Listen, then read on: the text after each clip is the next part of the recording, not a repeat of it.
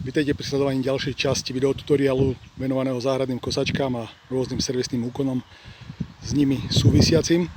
V dnešnej časti využijem príležitosť, keďže som natieral šasy aj na tejto malej záhradnej kosačke Viking MB 248T. Využijem príležitosť, že nie sú v nej žiadne prevádzkové kvapaliny, to znamená ani benzín, ani olej, čiže môžem ju preklopiť až do 90 stupňov a ukážem vám, ako správne vymeniť nôž a hlavne utiahnuť skrutku na správny uťahovací moment. Veľa ľudí to podceňuje, niektorí to dokonca robia rázovým uťahovákom, pričom tú skrutku utiahnú šialeným spôsobom. Niektorí muži to uťahujú len voľne rukou, ale neuvedomujú si jednu vec, že dospelý muž dokáže vyvinúť silu aj vysoko cez 100 Nm pri uťahovaní takejto skrutky. Pričom odporúčané napríklad k motoru, najrozšírenejšiemu motoru Briggs & Stratton 675EX, toto je konkrétne naopak séria Briggs & Stratton 450E, je uťahovací moment pri kosačkách s jednou rýchlosťou len 65 Nm maximálne a pri kosačkách s variátorom, čiže s meniteľnou rýchlosťou pojazdu do 55 Nm myslím. Čo k tomu budeme potrebovať? Budeme k tomu potrebovať samozrejme nôž. Ten nôž už je nabrúsený. Ak niekto chce vedieť, ako správne nôž nabrúsiť a vyvážiť, mám k tomu samostatné video v tejto videosérii. Budeme k tomu potrebovať takisto kľúč momentový. Toto je skvelá voľba, ja som ju kúpil na poľskom portáli Allegro a je to Yato momentový kľúč s rozsahom 10 až 110 Nm, čiže pokrýva drvivú väčšinu potrieb bežného užívateľa. Budeme potrebovať k tomu skrutku aj s konickou podložkou. Táto konická podložka by sa správne mala pri každej výmene noža meniť. Má taký oblý trošku tvar, ale je ešte dobrá, funkčná, čiže použijem ju. Budeme potrebovať nástavec číslo 14. Budeme potrebovať lepidlo na závity.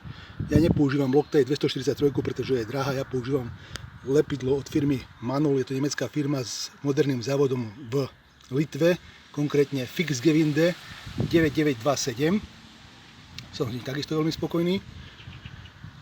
A keďže som spomenul na začiatku, že som natieral šasy, ktoré vám ukážem, ošetroval som ich zo spodu, pretože je to 15-ročná kosačka, tak som ich dôkladne vyčistil, vybrúsil a natrel 3-krát dvojzložkovým polyuretánovým lakom. Konkrétne sa jedná o Telpur C100 a tužidlo k tomuto laku je Telhard Pur.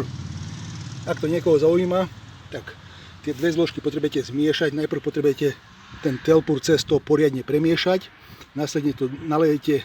V prípade takejto kosačky vám úplne stačí, keďže je to menej ako 1 m štvorcový, možno pol metra štvorcového plochy, ktorú potrebujete natrieť, tak vám stačí 25 g Telpur C100 a 5 g Telhard Pur.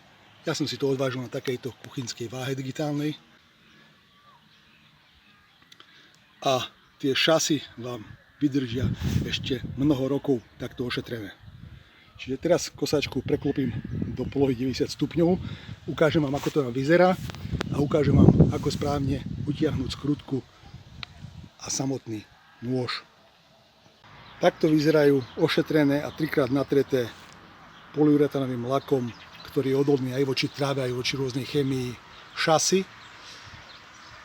Nenastriekal som ich žiadnou ani šedou, ani čiernou farbou práve kvôli tomu, aby bolo vidno, v prípade, že na konci sezóny ich vystriekam napríklad vysokotlakovým čističom, tak aby bolo vidno, či ten lak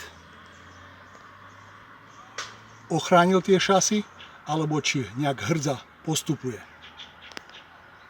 Predpokladám, že na takých minimálne 5 rokov to bude dostačujúce. A teraz môžeme pristúpiť k samotnej montáži noža na unášač. Tieto unášače v prípade tejto kosačky, aj keď je to tá lacnejšia verzia z tej nižšej rady, tak má kvalitný okový unášač. Ale u tých drahších sú tie unášače napríklad z hliníkovej zliatiny a pokiaľ to preženiete so silou, tak buď môžete poškodiť celý tento unášač, alebo poškodíte závity v motore, čo je ešte horšie, alebo tým, že počas práce stroja, kosačky, bude príliš silno utiahnutý ten nôž a tá skrutka, tak sa môže stať, že vám ten unášač praskne. Čiže preto to netreba preháňať so silou. Pamätajte si, že vždy pri uťahovaní skrutky a pri zakladaní noža musí byť na kosačke čiapka zapaľovacej sviečky sňatá.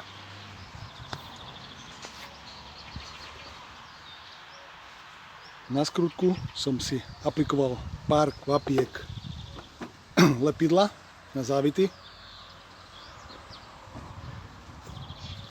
Táto konická podložka, ktorá má taký mierny oblitvar, musí ísť týmto smerom.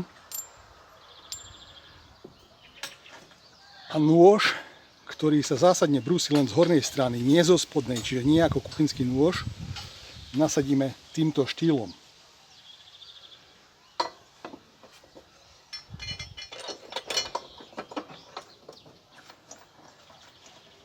Ešte doplním pre tých, ktorých to zaujíma, ak chcete vidieť celé video, ako som čistil a ošetroval šasy na inej kosačke Alco Powerline 5200 BRV, tak je k tomu samostatné video. Čiže teraz najprv voľne utiahnem túto skrutku nástrčným kľúčom číslo 14.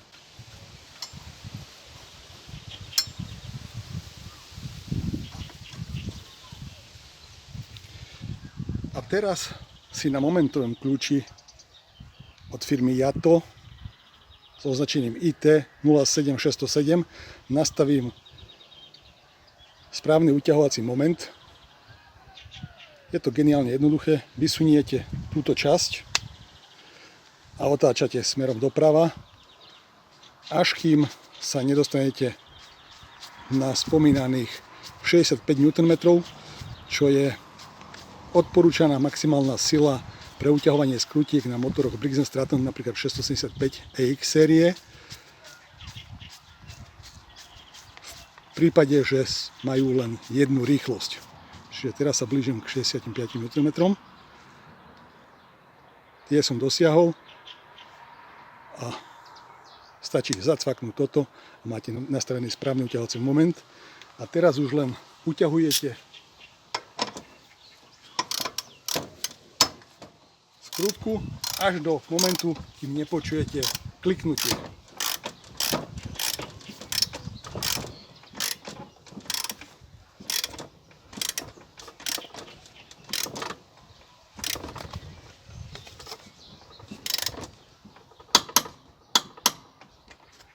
Čiže dosiahol som správny uťahovací moment. Niekto si môže trebárs nejakým dreveným klátikom zafixovať nôž. Ja som si ho len pridržal rukou s rukavicou a tým, že som aplikoval na závity lepidlo, ani väčšou silou ho nepotrebujete utiahnuť a viete, že takýmto štýlom nič nepoškodíte a nôž je bezpečne uchytený. Pre tých, ktorí vydržali pozrieť až do konca, pridám niekoľko veľmi zaujímavých bonusových informácií súvisiacich s tým, že ja som vlastne popri výmene noža a jeho uťahovaní predtým ešte aj natieral šasy, čiže musel som kosačku zbaviť všetkých prevádzkových kvapalín, vrátane oleja, ktorý musím doplniť sem. Takisto nezabudnite opäť nasadiť čiapku zapaľovacej sviečky. A dodám ešte dôležitú informáciu. V momente, keď utiahnete na správny uťahovací moment skrutku, ktorá drží nôž, nezabudnite momentový kľúč vrátiť do počiatočnej polohy, čiže do polohy 0, aby sa nepoškodzovala zbytočne pružina. A pridávam ešte informáciu o tom, aké oleje ja dávam do kosačiek.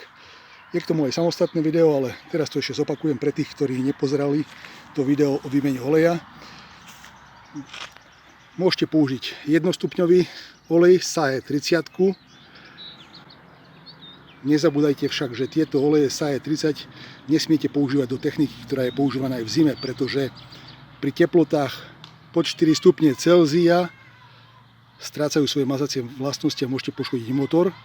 Prípadne môžete použiť olej 10V30, toto je konkrétne niečo ako polosyntetika, alebo plnú syntetiku 5V30, alebo 5V40, alebo 10V40, napríklad Castrol Magnatec, ktoré už má v sebe špeciálne aditíva na kovové povrchy, a pretože pri studenom štarte dochádza až 75% upotrebenia motora. Čiže ak dávate napríklad Castrol Magnatec alebo Motul 10V40 alebo Kawasaki oleje 10V40, nepotrebujete dávať žiadne aditíva. Do týchto olejov, hlavne do týchto dvoch druhov, ak ja dávam, tak ešte pridávam špeciálne aditívum. Je lacné, ale je vysoko kvalitné. Je od firmy Manol a je to Ceramo ester, čiže je na báze esterov, ktoré na kovových povrchoch vytvoria špeciálny film a tým pádom pri studených štartoch sa motor neopotrebováva a je štartovanie výrazne uľahčené, čiže výrazne vám to pomôže a predĺží životnosť motora. Čiže ďakujem veľmi pekne za sledovanie a prajem všetkým pekný deň.